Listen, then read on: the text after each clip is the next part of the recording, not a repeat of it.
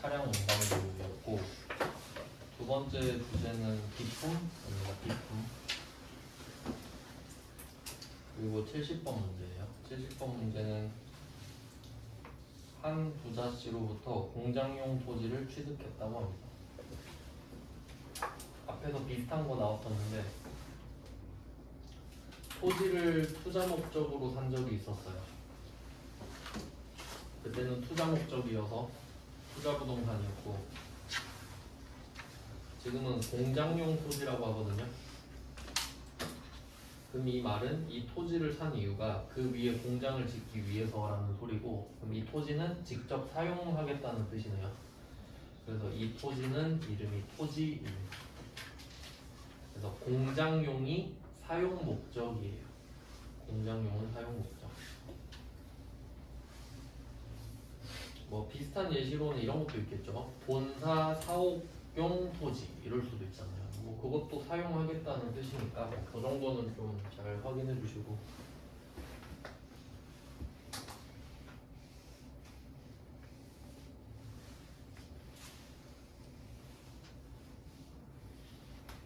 그럼 이름은 토지네요. 일단 사용 목적이라서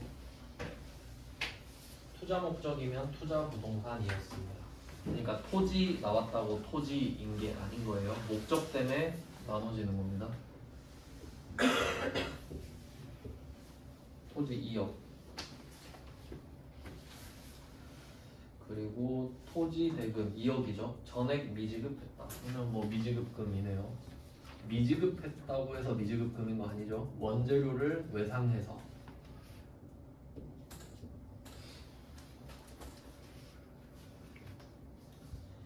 대상은 한 부자씩 개인이죠. 개인이기 때문에 계산서를 못 주잖아요. 그래서 일반전표라고 생각하면 되겠네요.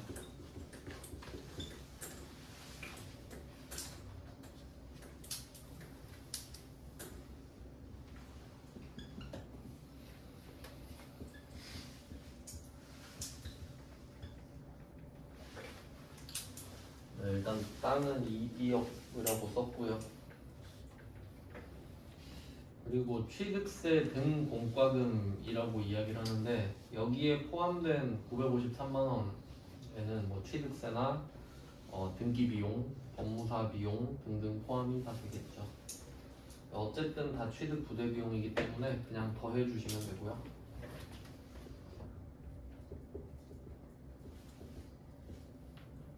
현금으로 줬습니다.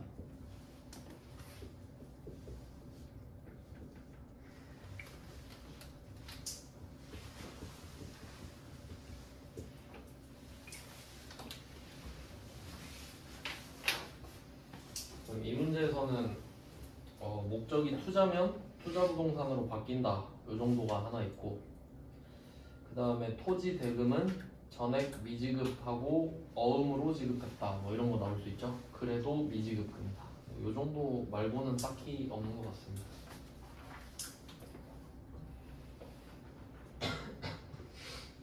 그 다음은 71번이죠. 71번 이 문제는 오답률이 좀 있을 것 같은 문제입니다. 71번 한번 볼게요. 71번은 최대 주주인 김으뜸 씨로부터 본사를 신축할 토지를 기증받았다. 증여받았다. 같은 말이네요. 그러면 받은 거니까 자산 수증일이 나올 겁니다. 아까 차 받았을 때랑 비슷한 상황이죠. 그러면 토지에 대한 소유권 이전 비용, 이것도 뭐 취득 부대 비용을 돌려가라는 거고요. 자, 근데 뒤쪽이 포인트입니다. 공정가액 5천만 원, 장부가액 4천만 원. 이걸 해석해야 돼요. 요거 외우는 거 아니고요. 생각하는 문제입니다. 한번 상식적으로 생각을 해볼게요. 지금 김으뜸이 나한테 땅을 주겠다고 하는 거잖아요. 김으뜸이 나에게 주는 겁니다. 그러면 받는데 이거에 대해서 우리가 회계 처리를 지금 안 한 거잖아요. 근데 장부가액이라는 말이 있죠. 난 지금 회계 처리를 안 했어. 땅은 받았는데 장부에 적진 않았잖아요 지금. 그니까 이제 적으란 소리 아니야. 근데 장부가액이 4천만 원이에요. 내 장부일까요? 네 장부겠죠. 우린 지금 장부에 아무것도 안 썼는데요. 근데 갑자기 장부에 4천이래. 누가 써놓은 거야 내 장부에? 그래서 이때 이 장부가액은 김으뜸의 장부라고 추정을 할 수밖에 없는 거예요. 그렇잖아요. 내게 아닌 거야 지금. 우린 이제 적을 거란 말이에요. 그래서 제가 아까 처음에 차 받을 때 그랬잖아요. 장부 금액은 취득원가랑 공정가치라고. 그러면 이건 그럼 어떻게 해석해야 돼요? 지금 토지 공정가액이 시가잖아요. 지금 이 땅의 시세가 5천만 원이래요. 근데 장부가 4천이래. 그 말은 김으뜸이 4천에 샀었겠죠. 그러니까 내가 이거 4천에 샀는데 지금 5천쯤 해. 너 줄게. 그럼 우리는 감사합니다 하면서 5천 받았다 이러지. 4천 받았다고 할 이유가 없잖아요. 그러니까 그냥 장난친 거죠. 근데 장부가액에 넘어가면 안 돼요. 우린 장부에 아무것도 없으니까. 그러니까 생각하면 절대 틀릴 수가 없거든요. 그래서 이제 적을 거예요. 5천만 원이라고.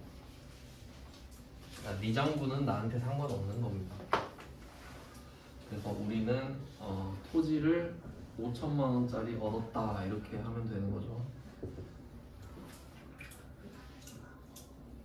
그리고 이 토지를 준 이유는 일단 최대 주주가 나한테 땅을 줬는데 야 투기해.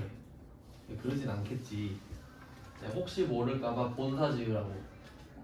그러면 사용 목적이니까 토지 맞죠. 가격은 5천 맞죠. 그러니까 두 개를 체크해야 돼요. 목적은 토지, 금액은 5천. 둘 다 중요하네요.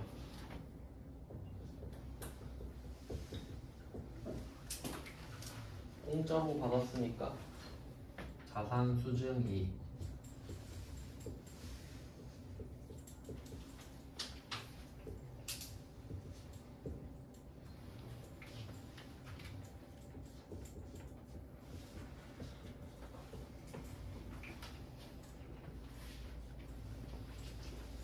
일단 땅 받은 건 5천이고요. 이제 취득 부대 비용은 그냥 숨 쉬듯이 나오는 거예요. 자산은 취득 부대 비용이 나오는구나. 200만 원이고요. 오랜만에 나왔네요. 200만 원은 당좌수표를 발행하여 지급하니까 당좌예금 통장에서 잔액이 차감됩니다.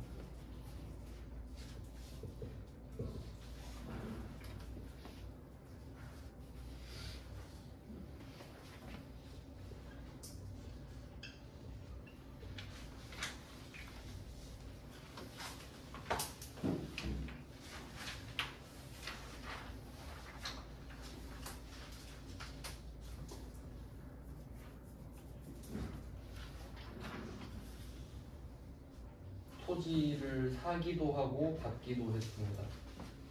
이렇게 하면 13페이지 끝났고요. 이제 14로 가겠습니다.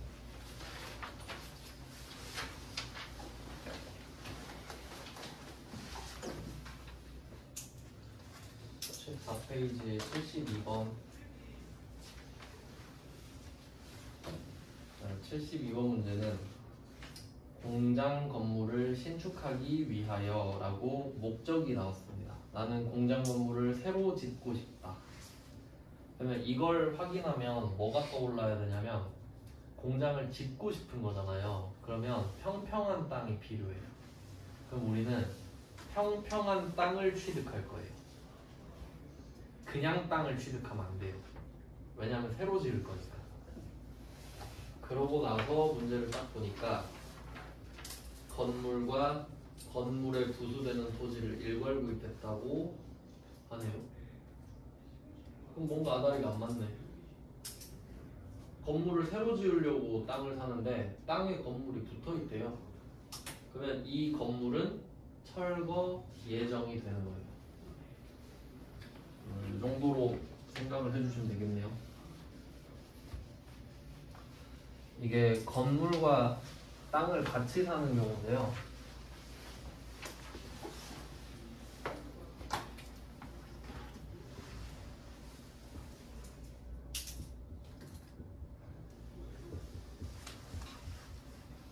건물은 토지 위에 지어야 되니까 당연히 세트고요.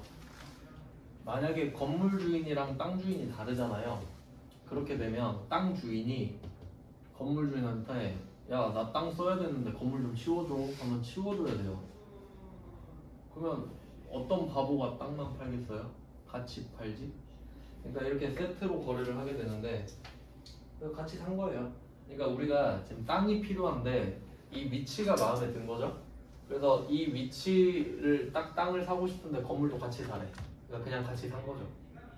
근데 이 건물은 부술 거죠. 그래서 이 건물은 철거 예정이 됩니다.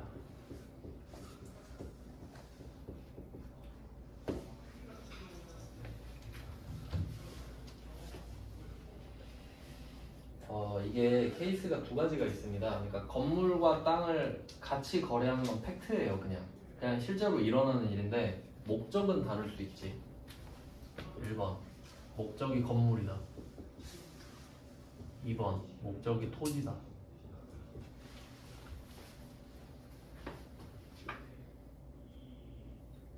네, 이렇게 두 가지가 있는데 지금 같은 경우는 목적이 토지인 거죠. 땅 때문에 이 둘을 같이 샀다라는 거예요. 그럼 이게 회계 처리가 다를 거거든요. 근데 일단 결과적으로 지금 2번인데 우리는 2번이 쉽습니다. 쉬워요.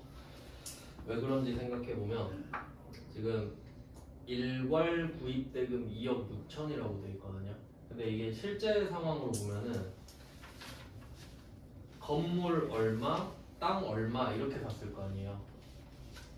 그러니까 합친 금액으로 주인이 한 명이니까 합쳐서 말을 했을 텐데, 그리고 지금 서산개발로부터 샀는데 이거 회사거든요. 법인인데, 그리고 실제로 그 땅은 면세고 건물은 과세란 말이죠. 성격 자체가 다릅니다.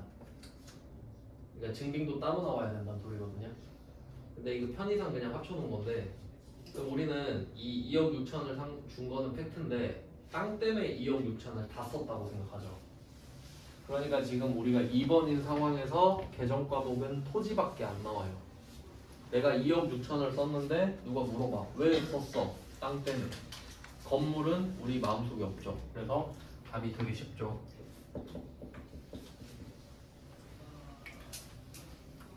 토지만 나와요. 토지만. 건물이 안 나온다는 소리입니다. 왜냐면 부술 거잖아요.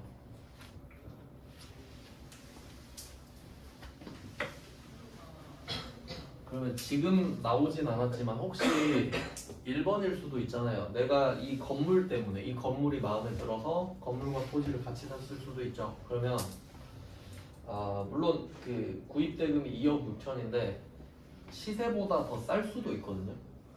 그러니까 예를 들면 시세가 3억인데 2억 6천에 살 수도 있잖아요. 그러면 또 가격이 안 맞아버리죠. 이제 그때는 비율로 쪼개거든요. 근데 뭐 그것까지는 한 번도 낸 적이 없어서 그냥 계정 과목이 둘 다 나온다 정도만 생각하시면 될 것 같아요. 그러니까 건물이랑 토지가 다 나와요. 건물 때문에 샀으면. 왜냐면 건물도 의미가 있고 토지도 의미가 있으니까. 예시를 하나 들어드릴게요. 예시를. 지금 금액이 2억 6천이라서 좀 복잡하니까 제가 금액을 좀 쉽게 바꿔서 말씀을 드리겠습니다. 예를 들면 건물이 3천만 원, 시가예요. 시가.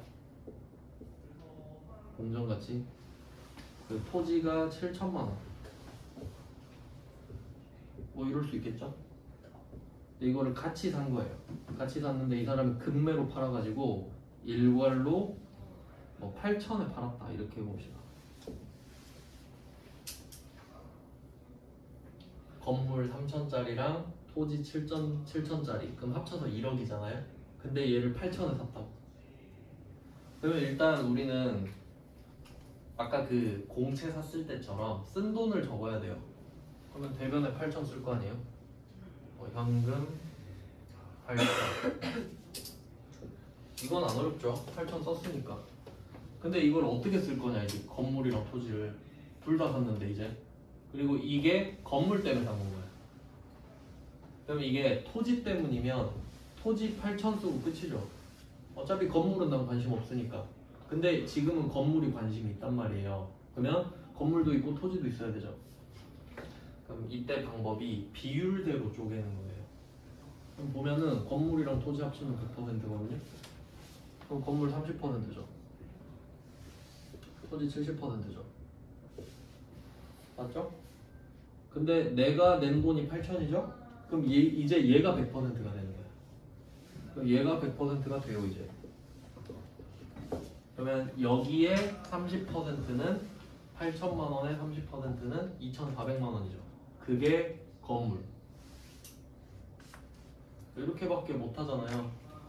이걸 안분이라 그래요. 비율대로 쪼개 넣는 거.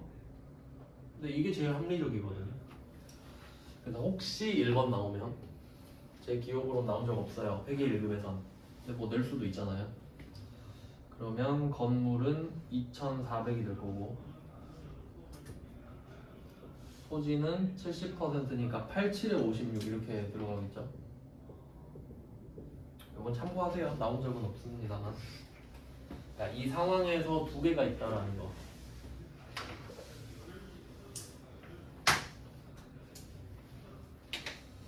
네, 이렇게 되고요. 근데 지금은 철거까지 해버렸으니까 여기서 하나 더 추가를 하자면 철거하면 철거 비용 들 거 아니에요. 그럼 지금 이 건물 가격도 토지죠. 그러면 철거 비용이 나오는데 이 철거 비용도 토지예요. 건물 가격도 토지, 철거 비용도 토지. 왜냐면 우리는 평평한 땅을 갖고 싶잖아요. 그러니까 평평한 땅을 취득하는 중에 철거가 있잖아요. 철거를 해야 평평해지잖아. 그래서 그런 게 있죠. 앞에서 배운 기억나시죠? 불공할 때 토지 자본적 지출할 때 그거랑 관련이 있는 주제인 거죠. 같이 보시면 되겠고. 근데 여기서는 부가가치세를 그냥 무시하는 거예요. 그러니까 원래는 있는데 아니 너네 모르지 그냥 여기 낼 테니까 해 이런 느낌인 겁니다. 원래는 있어요 부가가치세가. 그럼 이때 2억 6천이 토지 딱 하나밖에 없다는 걸 알았고 그 자금을 대출로 충당했잖아요. 대출 기간 5년. 그러면 얘는 장기차 있고 5년 뒤에 갚으니까. 그래서 토지 2억 6천 장기차 입금 2억 6천.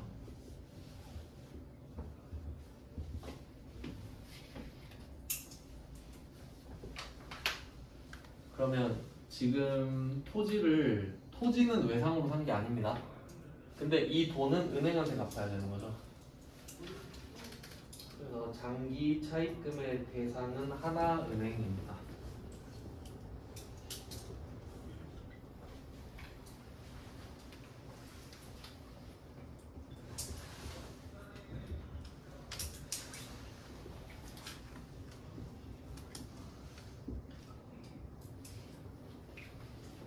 뭐 답은 좀 간단한데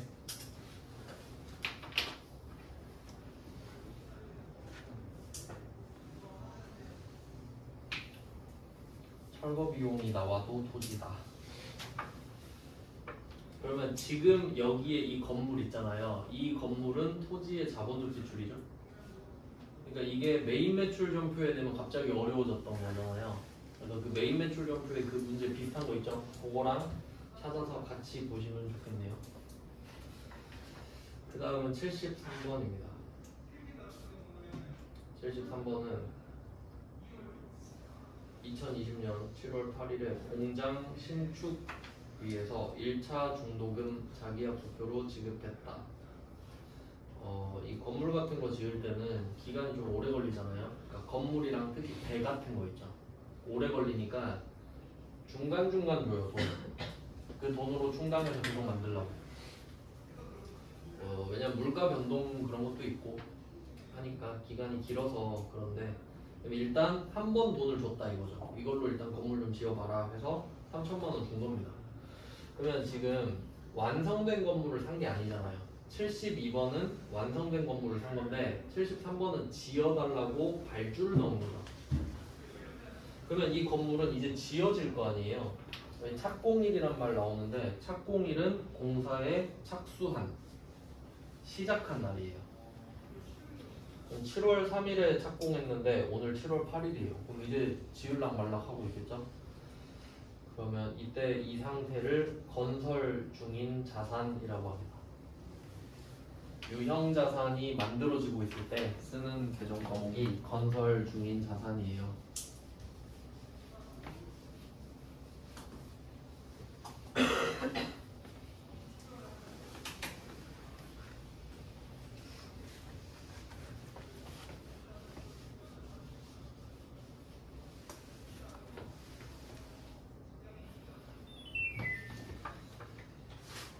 그러면 건설 중인 자산 3천만 원 이렇게 쓰면 됩니다.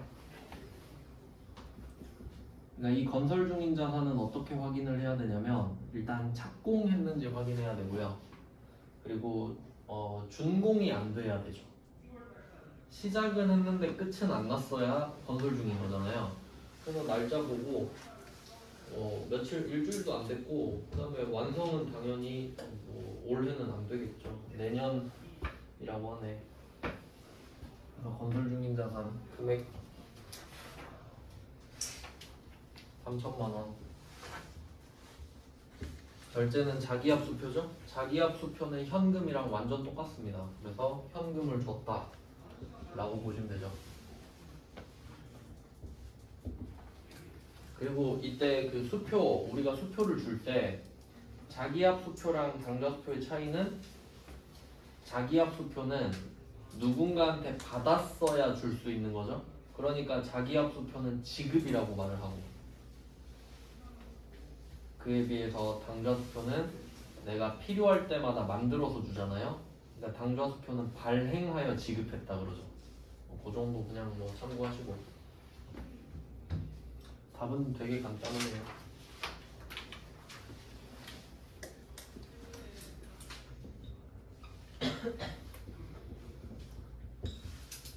그리고 제가 지금 유형자산 써놓고 감가상각 안 지우고 있는데, 유형자산 하면 감가상각이거든요. 근데 감가상각을 안 하는 게 두 개가 있어요. 또 지금 말하는 이유는 하나가 건설 중인 자산일 것 같죠? 감가상각 안 하는 거 토지 안 하고요. 건설 중인 자산도 안 해요. 이것도 참고로 알고 있을게요. 토지랑 건설 중인 자산은 감가상각을 안 합니다. 그러면 감가라는 게 가치의 감소라 그랬잖아요. 그러면 토지는 왜 감가상각을 안 하냐? 토지는 가치가 안 떨어지니까요. 그럼 여기서 가치는 시세가 아니에요. 딴 곳 시세는 떨어질 수 있잖아요. 근데 여기서 가치가 떨어진다는 거는 낡아버리는 거예요. 그러니까 건물은 지으면 시간의 흐름에 따라 낡아버리잖아요. 근데 땅이 낡지는 않죠. 싱크홀이 생긴다거나 그런 극단적인 거 아니면은 땅은 그냥 땅이잖아요. 불에 타지도 않죠. 그런 의미예요. 그 다음에 건설 중인 자산은 짓고 있잖아요. 그러면 짓고 있는 거를 사용할 수가 없죠. 그럼 사용하지 않으니까 가치가 안 떨어지겠지. 그래서 유형자산 중에 감가상각 안 하는 거 두 개 말해봐라 하면 토지랑 건설 중인 자산 이렇게 말하면 됩니다.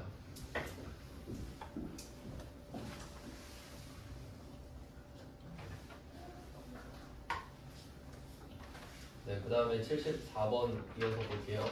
74번은 중요 표시하겠습니다.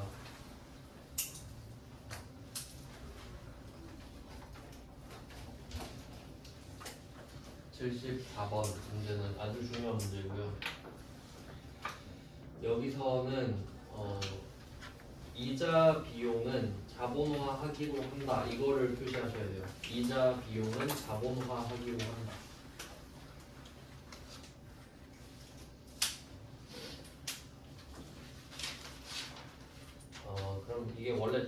복잡한데요. 엄청 복잡해요. 이건 뭐 세무사나 회계사 시험에서 좀 많이 나오는 문제인데 우리는 그 내용을 빌려서 신용만 좀 하는 거예요. 포맷만 빌리는 건데 원래 금액이 되게 복잡하거든요. 근데 금액을 알려줘 버려요. 그러면 여기서는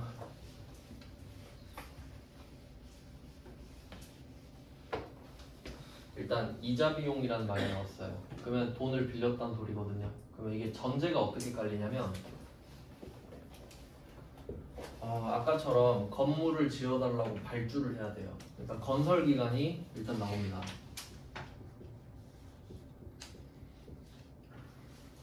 뭐 한 2년 이렇게 잡으면 내가 이때 이 건설 기간이 2년이고 금액이 10억이라고 한번 해볼게요. 보급 금액이 10억이에요. 그러니까 내가 10억을 주기로 했어요. 그러면 내가 이 10억을 다 갖고 있으면 참 좋을 텐데 돈이 부족해서 중간에 빌린 거예요. 중간에 이 기간 동안 1억을 빌린 겁니다.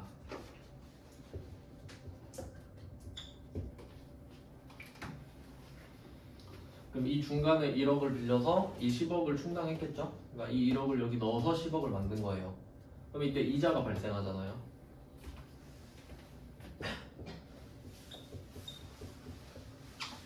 그러면 이 이자는 내가 만약에 돈이 많았으면 이 1억을 안 빌려도 됐을 테니까 이 이자는 그냥 비용 처리인 거죠.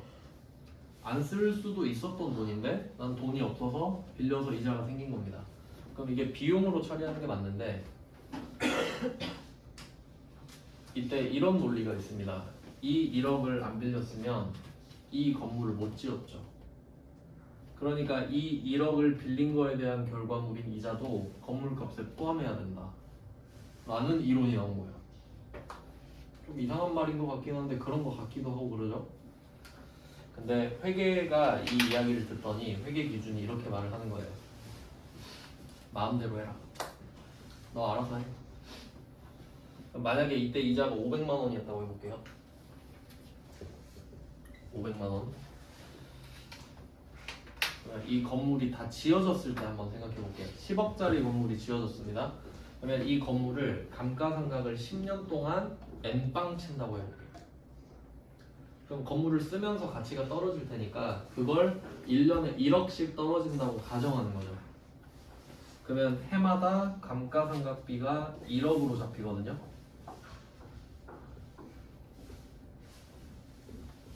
(1년에) 감가상각비 1억이 잡히잖아요. 그리고 이 이자 비용 500만 원은 이 건물과 어떻게 보면 따로 발생하는 거죠. 그럼 원래는 이 500만 원은 비용으로 따로 잡아야 맞죠. 그러면 이자 비용 500만 원이랑 우리가 이 건물을 다 썼을 때 건물은 전부 다 비용 처리가 되겠죠. 언젠간. 그러면 총 비용이 10억 500만이죠. 10억 500만. 총 비용이. 근데 이 이자 비용을 건물값에 붙이게 해달라고 한 거잖아요. 그러면 건물 가격이 10억 500만 원이 되죠. 그리고 감가상각을 10년 동안 진행할 거 아니에요. 그러면 감가상각비가 1억 50만 원이 되겠죠. 10번 하는 거예요. 결과물이 10억 500만 원이 되죠. 그러니까 회계 기준이 봤을 때는 얘가 무슨 말을 하는지 어차피 결과가 똑같잖아요. 알아서 하라고 하는 거지. 근데 여기서 되게 중요한 논리가 있는데 회계 기준에서 옵션을 준다. 옵션은 선택권입니다. 이래도 되고 저래도 된다. 차 살 때 옵션 넣어도 되고 안 넣어도 되죠. 그러면 이때 옵션이 이자 비용을 바로 비용 처리할 거냐. 그러면 첫 해에 비용이 1억 500만 원이 되겠죠. 그리고 두 번째부터 10년까지는 1억 이렇게 갈 거 아니에요? 근데 총합이 10억 500만 원이에요. 근데 올해 좀 비용 너무 많이 잡혔는데 저 그냥 붙일래요 하면 그럼 건물값이 10억 500만 원이에요. 그리고 N빵을 쳐. 그럼 해마다 1억 50만 원, 1억 50만 원 10번. 어차피 총합이 같죠. 그럼 선택권을 왜 주겠어요? 결과가 같으니까 그렇지. 결과가 같으니까 이러나 저러나 네 맘대로 해 이러지. 결과가 달라지면 옵션을 주면 안 되죠. 그럼 다 좋은 것만 할 거 아니에요. 그러니까 상식적으로 이렇게 접근을 하면 돼요. 결과가 같으니까 그렇구나. 감가상각이 되게 중요하다는 걸 알 수 있죠. 그래서 이런 논리예요.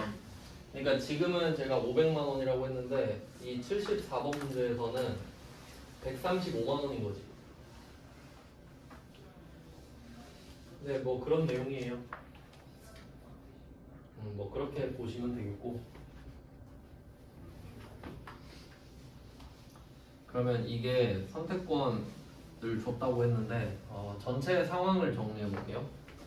이게 좀 헷갈릴 수 있으니까 지금 우리가 이자를 줘야 되는 거잖아요. 그럼 지금 우리가 이자를 줘야 되는 상황 자체를 지급 이자라고 하겠습니다. 그 상황 자체를 지급하는 이자라는 뜻으로 쓸게요. 그러니까 얘는 계정 과목이 아니라고 봅니다. 이자를 주는 상황이라는 거지. 그러면 원래대로라면 얘를 비용 처리하는 게 맞겠잖아요. 이자 주고 끝나니까. 이렇게 두 개로 나눠진다고 하겠습니다. 비용 처리를 할 거냐 아니면 자산 처리를 할 거냐, 이렇게. 근데 사실 보통은 다 비용 처리해요. 귀찮으니까요. 이 비용 처리를 한다고 하면 이름이 이자 비용입니다.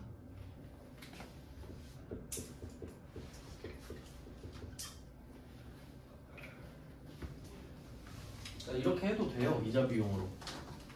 근데 그래도 되니까 문제에서 자본화하기로 한다 이래 버리잖아요. 그러니까 비용으로 하면 틀렸다고 할 거야 이 말이죠. 그러면 자산으로 해야 되거든요. 근데 자본화 이거 우리 들어본 적 있거든요. 토지의 자본적 지출, 그리고 뭐 자본적 지출, 수익적 지출 뭐 대충 배웠었잖아요.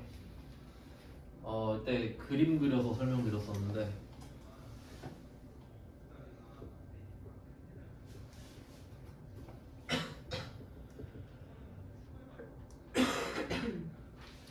자산, 부채, 자본이 이렇게 생겼어요. 그럼 지금 자본화라는 말이 나오면 자본이 된다는 소리죠. 그럼 자본이 되면 자본이 늘겠죠? 어떻게 하는지는 몰라요. 근데 자본화가 되면 자본이 늘었겠지. 그럼 자산도 늘잖아요. 그러면 왜 자산화라는 말을 쓰면 안 되냐? 이것도 말씀드렸죠? 자산화가 되면 자산이 늘잖아요. 자산이 늘면 부채 또는 자본이 늘어요. 그러니까 자산이 늘었어 하면 누가 물어본다고. 부채가 는 거야? 자본이 는 거야? 그럼 귀찮죠? 자본이 늘었다 하면 끝나잖아요. 자본이 늘었어 하면 자산이 늘었어 이 말도 같이 하는 거죠. 그거 강조하려고 하는 거예요. 그러니까 부채가 아닌 자본이 늘면서 자산이 늘었다고 하는 말이 자본화인 거죠. 그러니까 그 결과물이 자산이잖아요. 그래서 이렇게 되는데 이제 또 두 개 다 배웠단 말이죠. 그럼 자산은 지금 여기서 자산은 건물이잖아요. 건물은 지어진 건물이 있고 짓고 있는 건물이 있죠. 그럼 짓고 있는 건물이면 건설 중이잖아. 지어진 건물이면 건물이죠. 여기 나머진다는 거예요 또.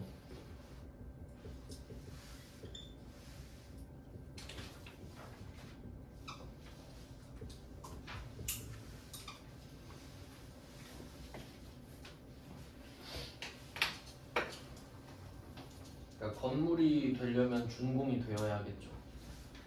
이렇게 지급이자에 대해서 경우의 수가 총 3개라는 겁니다. 그러니까 자본화라는 말이 나오면 둘 중에 하나일 수밖에 없지. 자산으로 가야 되니까.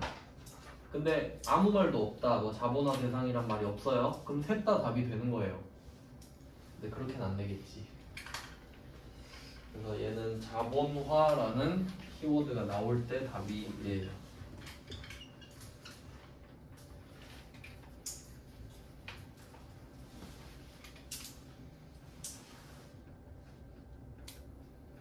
네, 이렇게 되고요.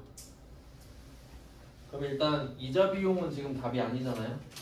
그러니까 여기서 74번 문제에서 이자 비용은 자본화하기로 한다라고 했을 때 여기서 이자 비용은 계정 과목 말하는 거 아니잖아요.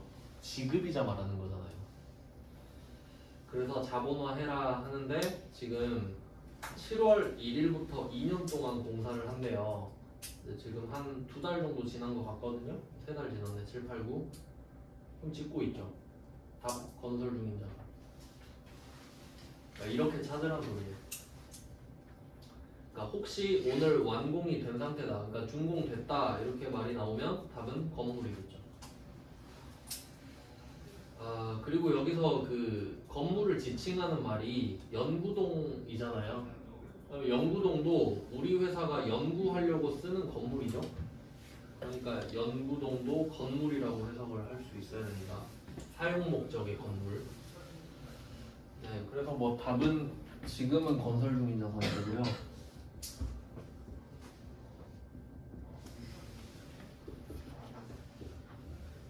네, 다음 문제까지만 하고 끝내겠습니다.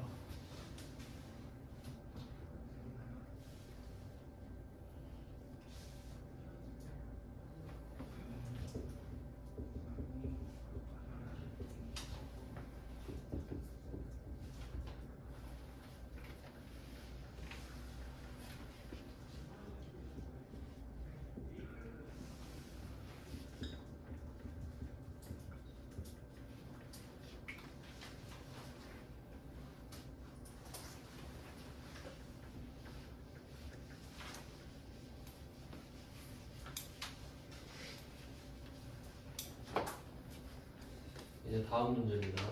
마지막 문제. 75번 문제예요.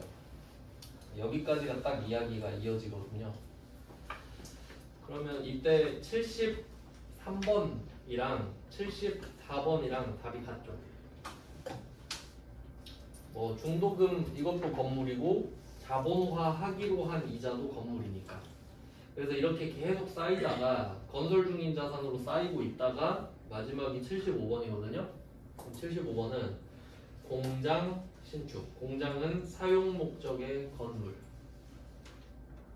공장 신축을 위해 지난 3년간 그냥 돈을 계속 때려 박았는데 그 총합이 3억이래요. 모두 자산으로 처리했대요. 그럼 여기서 말하는 자산은 건설 중인 자산이겠죠. 뭐 당연히 그러지 않았겠어요. 그러니까 73번과 74번을 설명하고 있는 거예요. 지난 3년간 73, 74를 했다. 그리고 이 모두 자산으로 처리했다 괄호 안에 차입금의 이자 비용 등도 자본화해왔다 이러고 있잖아요. 그럼 74번에도 이자 비용 자본화가 나왔고 75번에도 이자 비용의 자본화가 나왔죠. 근데 75번에서 이자 비용 자본화는 의미가 없는 말입니다. 이 3억 안에 포함되어 있다고 말을 하는 거니까 결과만 말하는 거거든요. 그러니까 요걸 구분할 줄 아셔야 된다는 거죠. 그냥 그렇구나 하고 넘어가면 끝나죠. 근데 오늘 완공됐죠. 참고로 준공이랑 같은 말입니다. 완공이랑 준공이랑. 그러면 건설 중인 자산이 차변에 계속 쌓이고 있었잖아요. 그럼 걔가 없어지는 거야. 왜냐면 이제 짓고 있는 건물은 없어지니까 대신 완성 건물이 생기죠. 그래서 건설 중인 자산이 사라집니다. 3억이 사라져야겠죠. 총 합계가.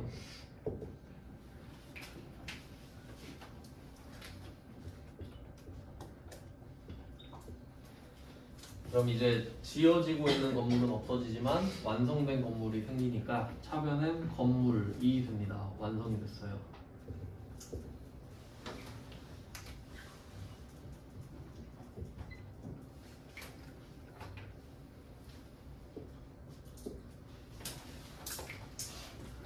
이렇게 바뀌는 겁니다.